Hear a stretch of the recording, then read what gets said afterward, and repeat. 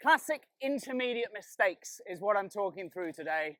Are you trying to get in the Footstraps, trying to get the board planing, or perhaps already sort of doing both, but maybe the mistakes are skewing up into the wind and falling off backwards or dropping off the plane? Are you battering off downwind with no real control but a heck of a lot of speed? In or out the harness, in or out the straps? Speed without control, hanging on for dear life? A few of the other classic mistakes, or classic problems, let's say, and how to solve them. Here comes a little gust. That's what I'm going to be looking at in today's Ridealong channel episode. Nice timing with this wind.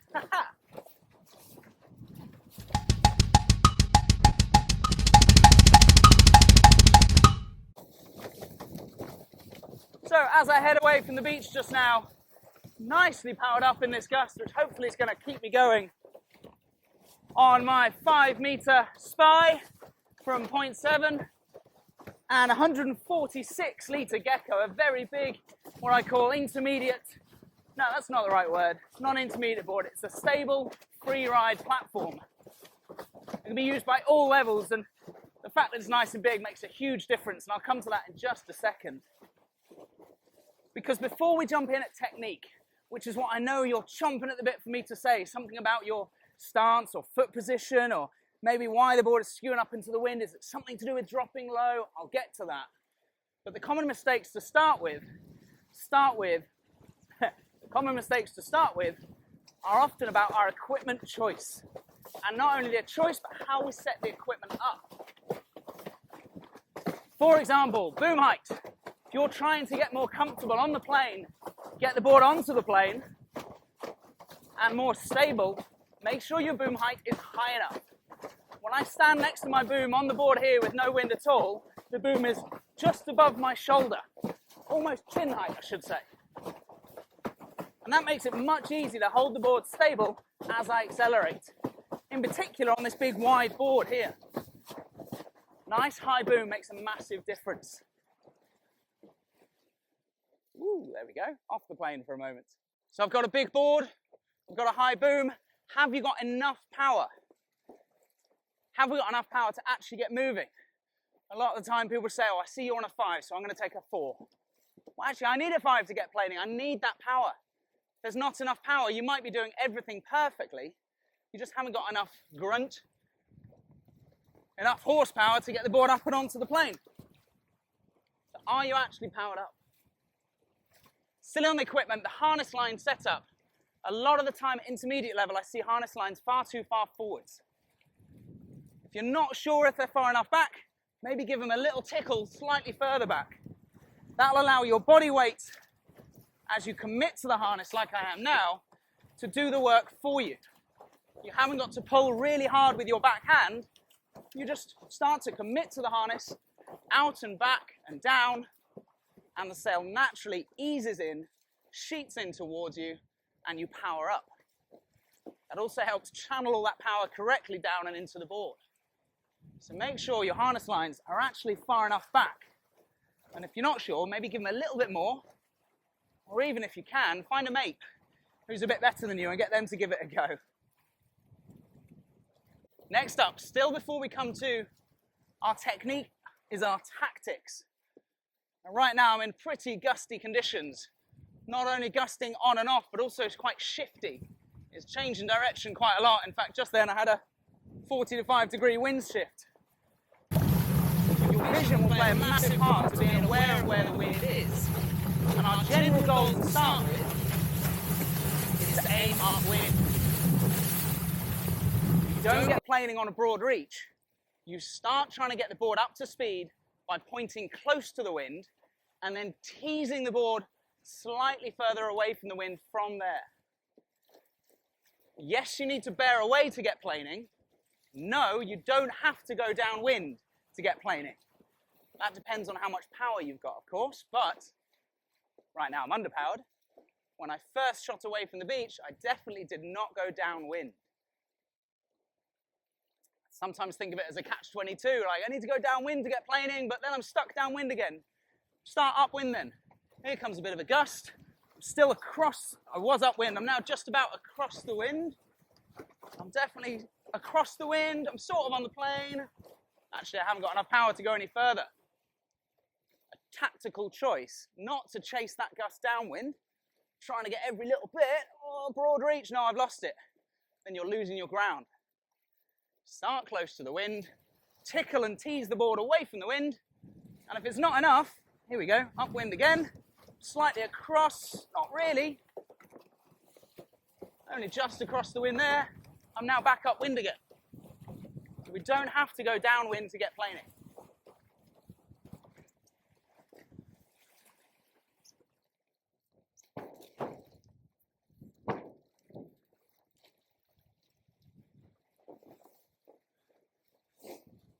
Now a few techniques, the bits you've been waiting for then. Starting from my head, make sure you're actually looking for the wind and looking for the gust.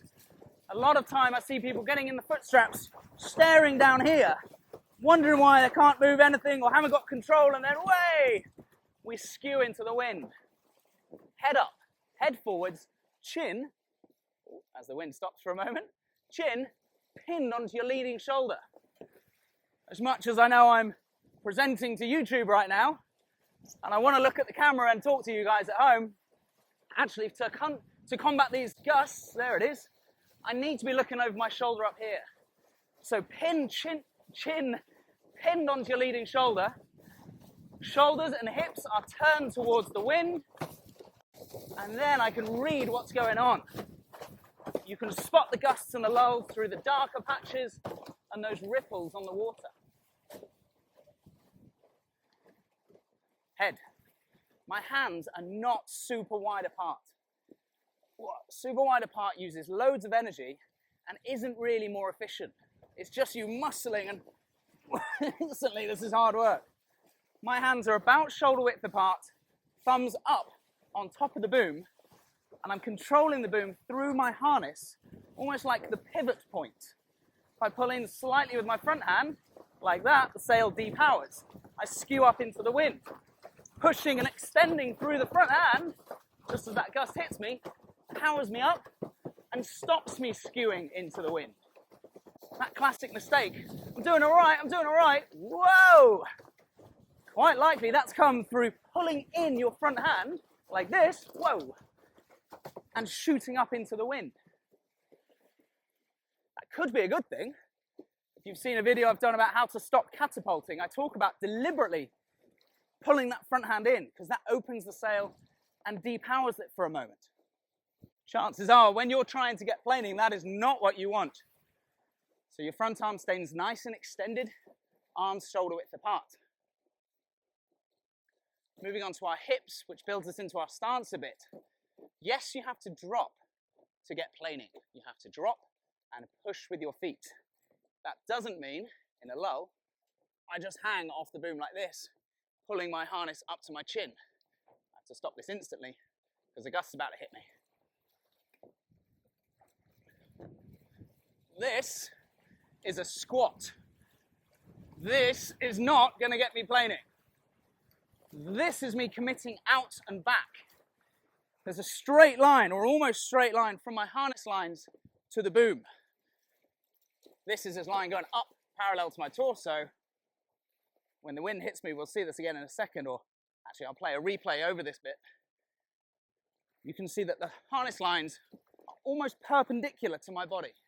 A straight line. I commit back to the sail or back to the water from there. Down to my feet. As I start to accelerate now, I need to be driving through the toes of my leading foot. If it feels like you have power but the board is dragging and won't quite accelerate, it's probably to do with your foot pressure. Keep the board flat from front to back by driving through your leading foot. And as you step into the front foot, yes, the board will skew into the wind for a moment.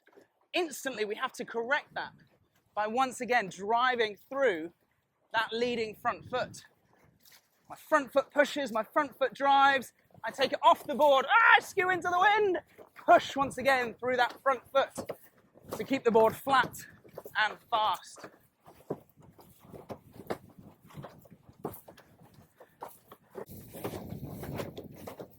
At the Same time as going for that front strap. If you then do a classic, I'm going to show you this now I have some wind, start to speed up in the harness, things are going well. We go for the front strap involving a big pull, whoa, with our front arm, links us back to our previous point. Arms stay extended so that you can step in the front foot strap. If I go one-footed and whoa, pull the board back, really hard to control. Extend those arms. That will stop you skewing up into the wind. A little summary, just as I make my way back in. I've basically worked my way through TP, and the link to that one is in the description of this video. First of all, have I set my equipment up correctly? And have I chosen the correct equipment? The other one in there was tactics. Am I using the right tactics? Starting upwind and not just battering off downwind. That should solve that classic intermediate problem of, I'm at full speed, but I can't get in the foot straps. Well, start closer to the wind before you go for it. That'll make a huge difference. Then when I got to my technique, those of you that have been following the channel for a while will notice that I made my way through the elements of windsurfing to try and diagnose what's going wrong. The elements of vision, trim, balance, power, and stance. Look for the wind, vision, front foot pressure, pushing the board, trim, front arm extended, counterbalance, power, committing out and back is the way we're using our harness correctly, and a little bit of that in our stance, that it's not a squat. We need to make sure the harness lines are actually a straight line, pretty much coming out of our torso to the boom. Not a squat like this, but our shoulders are back or our chest is out.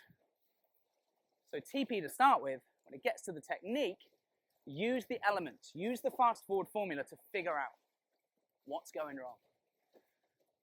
Didn't see that gust coming, the gust, I can't hold on. Are you aware of the gust? Maybe you haven't learned to read the wind. Yeah, I knew the gust was coming, but I just couldn't do anything about it. Did we turn our head, shoulders, hips, and leading foot towards it, like I am now, to be able to really control the gust? Yeah, I did that. Okay, trim. And we work our way through.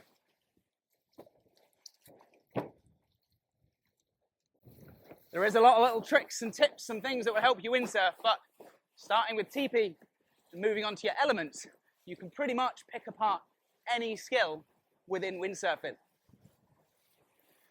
Thanks as always for joining me.